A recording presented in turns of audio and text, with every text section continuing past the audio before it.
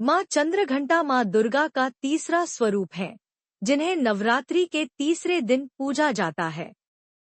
इनके मस्तक पर अर्धचंद्र सुशोभित रहता है, जिससे इनका नाम चंद्रघंटा पड़ा। इनका शरीर स्वर्ण के समान कांतिमान है और इनकी 10 भुजाएं हैं, जिनमें अस्त्र शस्त्र सुशोभित रहते हैं।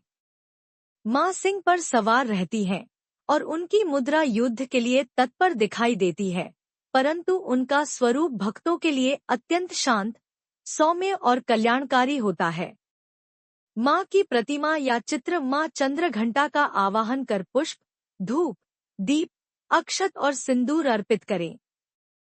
मंत्र जाप देवी चंद्रघंटाय नमः मंत्र का 108 बार जाप करें। भोग प्रसाद में माँ को विशेष रूप से दूध और उससे बनी मिठाई जैसे खीर, मावा या मालपुए का भोग लगाएं।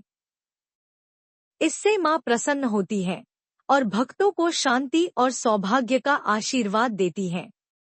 माँ चंद्रघंटा की कथा एक पौराणिक कथा के अनुसार, जब महादेव और पार्वती का विवाह होने वाला था, तब भगवान शिव अपने गणों, भूत प्रेतों और अघोरियों के साथ अद्भुत रूप में विवाह मंडप पहुँचे।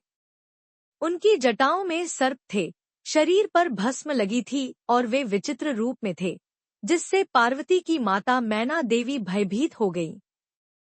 पार्वती जी ने तब माँ चंद्रघंटा का रूप धारण कर शिव जी को शांत किया और अपने तेज से सभी को आश्वस्त किया। उनके इस रूप को देखकर पार्वती की माँ और परिवार ने संतोष पाया और विवाह शुभता से संपन्न हुआ। इस प्रकार माँ चंद्रघंटा का यह स्वरूप भक्तों को हर प्रकार के भय से मुक्त करता है और उनके जीवन में सुख शांति और सौभाग्य लाता है। माँ चंद्रघंटा की एक और कथा भी आती है कि एक बार राक्षसों के अत्याचार से धरती त्रस्त हो गई थी। दैत्यों के राजा महिषासुर ने स्वर्गलोक पर आक्रमण कर देवताओं को पराजित कर दिया। तब सभी देवताओं ने महादेव और देवी पार्वती से सहायता मांगी। देवताओं के आह्वान पर मां पार्वती ने चंद्रघंटा का रूप धारण किया।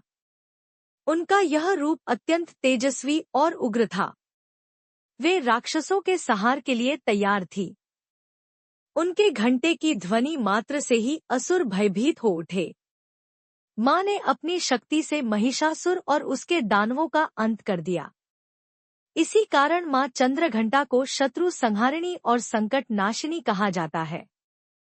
मां चंद्रघंटा की पूजा करने से व्यक्ति को भय से मुक्ति मिलती है और जीवन में शांति व समृद्धि आती है। उनकी उपासना से भक्तों को मनोवांछित फल प्राप्त होते हैं।